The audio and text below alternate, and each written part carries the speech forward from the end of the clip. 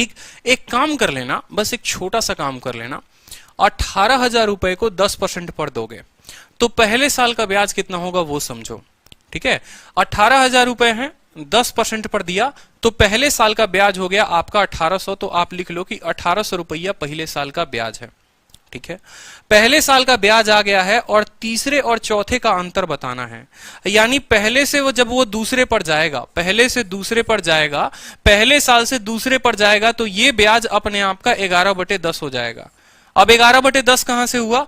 10% का मतलब होता है 1/10, यानी अपने आप का 11/10। ये पहले से दूसरे पर गया तो 11/10 हो गया, पहले से दूसरे पर गया 11/10, दूसरे से तीसरे पर जाएगा तो 11/10 हो जाएगा, दूसरे से तीसरे पर जाएगा 11/10 हो जाएगा, और तीसरे से चौथे पर जाता तो 11/10 हो जाता। लेकिन आपको चौथे का नहीं बताना, आपको तीसरे का नहीं बताना, तीसरे और चौथे का अंतर बताना है। तो ऐसे समझ लो कि 10 है और 11 है, 11 और 10 का अंतर कितने का? 1 का, और बटे में 10 डाल दो। ये जो है सीधा का सीधा आपका उत्तर आ गया ऐसे सवालों में।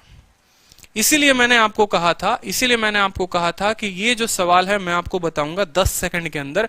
मैं 2 सेकंड की हवाबाजी नहीं बात कर रहा कि 2 सेकंड में बता दूंगा, लेकिन ये जो सवाल है मैं आपको 10 सेकंड में कंप्लीट करा दूंगा।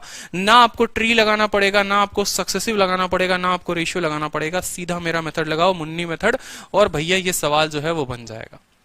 ठीक है, पहले साल का बस क्या निकालना है? पहले साल का ब्याज निकालना है। 18,000 का पहले साल का ब्याज 1800, वो ब्याज अपने आप का दूसरे साल में 11/10, फिर वो ब्याज अपने आप का तीसरे साल में 11/10, तीसरे और चौथे का अंतर पूछा है, 10 और 11 का अंतर 1 का होता है 1/10। सीधा का सीधा उत्तर दे दो, 2 जीरो से 2 जीरो खत्म हो गया।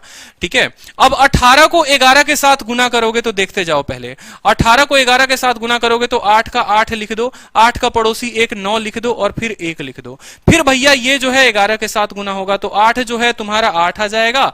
ठीक है, 8 का पड़ोसी 9 17 का 7 हो जाएगा। ठीक है, 9 8 17 का 7 एक हाथ में, 9 1 10 और 1 11 का 1 1 हाथ में, और ये 217.60 जो होगा वो उत्तर हो जाएगा। 217.8 will be the required answer. ठीक है भाई, और कब पूछा गया था? सीजीएल टीयर 2 11 सितंबर 2019। इतने शॉर्ट में अगर दुनिया की किसी किताब में आपका ये उत्तर दिया हो ना तो बता देना मुझे। ठीक है, रीजन ये है क्योंकि रिसर्च करना पड़ता है। मैं चाहता हूं कि आप लोगों के लिए मैं इतना रिसर्च कर दूं, इतना रिसर्च कर दूं कि चाहे आप मेंस का परीक्षा दे रहे हो, चाहे आप प्री का परीक्षा दे रहे हो, आपका टाइम इतना सेव हो जाए कि आपकी नौकरी पक्की हो जाए। अगर इंस्पेक्टर बनने का सपना देखा है तो इंस्पेक्टर बनो, उसके लिए मेहनत मैं करूंगा आपके लिए, आप बस सीखो उसको और अप्लाई करो। इसलिए मैंने आज के ऑडियो में कहा था, ठीक है भाई, कि आपको मैं सिर्फ 3 मेथड बताऊंगा और उस पर पूरा का पूरा कंपाउंड इंटरेस्ट खत्म।